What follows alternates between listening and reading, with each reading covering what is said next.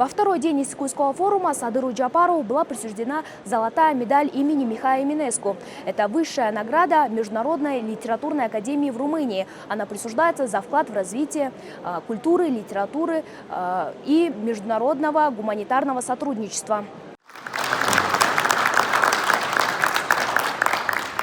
Адабиятқа көңіл беріп жатқандығын аябай байқап, шоға разы болышқан екен. Данную академию основали лауреаты Нобелевской премии, поэтому ее награды имеют значимый авторитет в Европе. Перед приездом делегации из Румынии стало известно, что Садыр Джапаров уделяет внимание развитию культуры и литературы. Награждение стало символическим открытием дня и задало тон последующим обсуждениям, посвященным изменению климата, рискам бесконтрольного развития искусственного интеллекта и сохранению высоких человеческих ценностей. Все три поднятые темы на сегодняшний день являются крайне актуальными во всем мире. Особенно хотелось бы подчеркнуть миссию по развитию гуманизма, культурных ценностей и традиций в условиях цифровизации. Ведь в последние годы влияние технологий искусственного интеллекта только усиливается.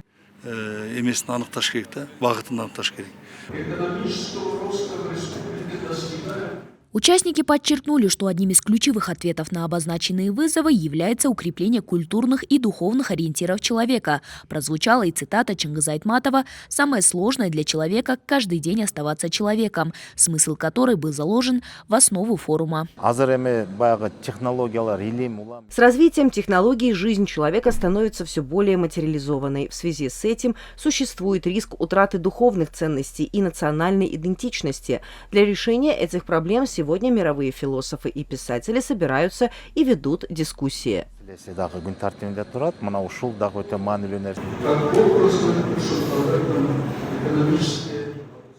Ответом на эти вызовы становится Иссыкульский форум. Это уникальная площадка для диалога цивилизации. В работе форума также принял участие бывший президент Кыргызстана Аскар Акаев. Он отметил растущую роль Востока в формировании глобальной повестки. 500 лет назад маятник качнулся в сторону Запада. Был подъем западных цивилизаций. 500 лет они управляли миром, они вели мир. А теперь по закону сегодня идет возвышение восточных цивилизаций. Здесь лидеры Китай, Индия, другие страны мира Востока. Вот они возвысились, и сейчас 21 век – это будет век восточных цивилизаций. Иссыкульский форум вновь подтвердил свой статус одной из ключевых международных интеллектуальных площадок, объединяющей политиков, ученых и деятелей культуры из разных стран.